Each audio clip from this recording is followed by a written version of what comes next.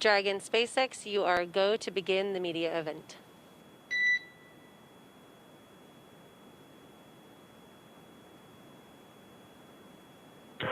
Dragon copies.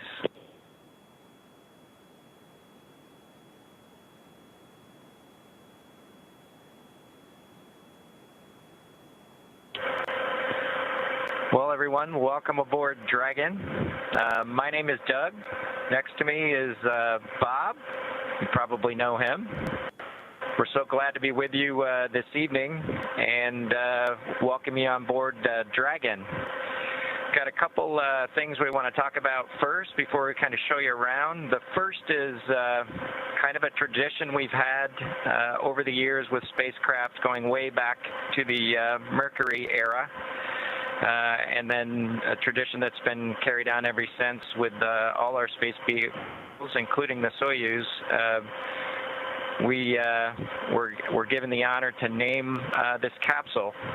I know most of you at SpaceX especially know it as Capsule 206, but I think all of us thought that we could maybe do a little bit better than that. So without further ado, we would like to welcome you aboard Capsule Endeavour. We chose Endeavour for a few reasons. One, because of this incredible endeavor NASA, SpaceX, and the United States has been on since the end of the shuttle program back in 2011. The other reason we named it Endeavour is a little more personal to Bob and I. We both had our first flights on Shuttle Endeavour, and it just meant so much to us to carry on that name. That's what we decided to go with. So we hope you enjoy that name, and once again, welcome on board. Well, good evening, everybody, and welcome aboard Endeavour, the SpaceX vehicle headed to the International Space Station. Today, we accomplished the first flight off the Florida coast in quite some time, and Doug and I were really proud to have an opportunity to be a part of that. We're doing it in a brand new spaceship that's a lot different than its namesake Endeavour, the space shuttle, in that it has touch display screens that allow us to accomplish most of the interfacing requirements that we have. We'll have Doug pans over and points at the display in front of me. You can see the forward view that we had during the maneuvers that we most recently did. You can look out the window. It looks like the centerline camera doesn't have a lot of content on it now. We're kind of pointed into space so that the windows can see the Earth below us. But we've got the capability to interface with the vehicle, and it's kind of interesting. There's a command. This little button over here is actually what the commands are for our displays. One thing that does get lost is there is a extensive button panel down below as well. So over on this side, we can turn the displays on and off, as well as send some commands for some contingency situations. On the other side, we have the ability to deploy chutes and things like that on entry. So we do have some buttons, but the primary interface is these displays. So nice, new, modern cockpit that we've got for our compared to our namesake, the Space Shuttle Endeavour. I'm going to migrate a little bit away from our seats here, and Doug from his seat is going to continue to try to follow me so you can tell what can be seen from the seat that he sits in.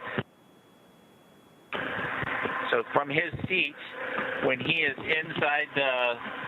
in the vehicle, strapped in, this is what his view actually looks like. You can see a window off to the one side. We each have a window that we can view out and see what's going on outside.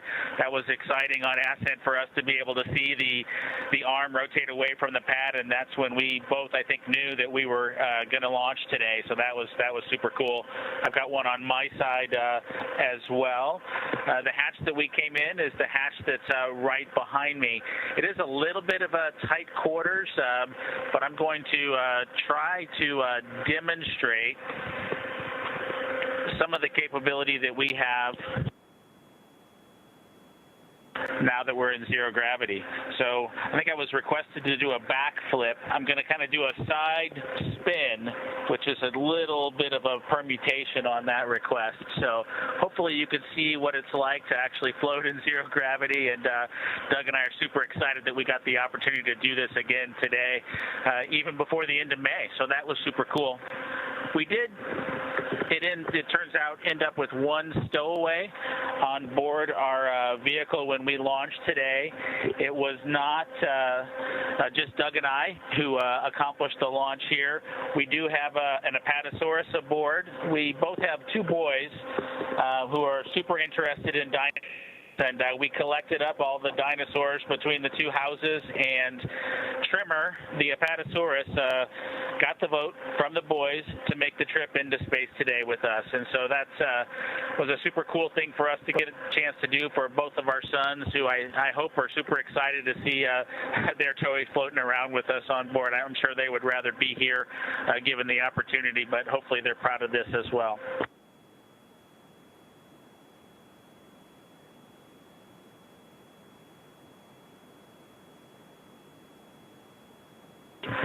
Okay, as we work our way towards one of the windows, unfortunately it's getting a little bit dark, but I don't know if Bob can pan over here. We just passed off of the coast of Newfoundland, and we're headed over to over the Atlantic right now. I don't know if you can get a good picture of that.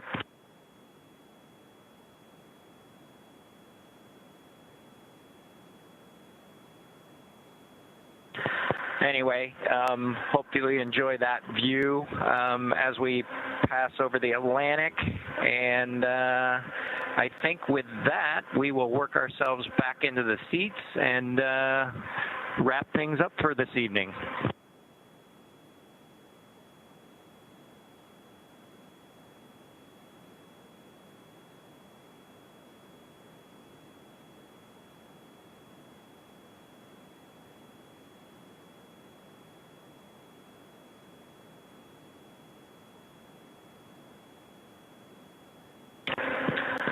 So Doug's there making a nice big smile for the camera.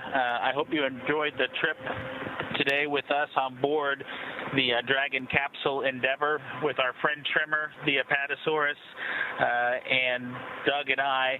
We just would like to thank SpaceX, we'd like to thank NASA, and we'd like to thank the American people for the opportunity today.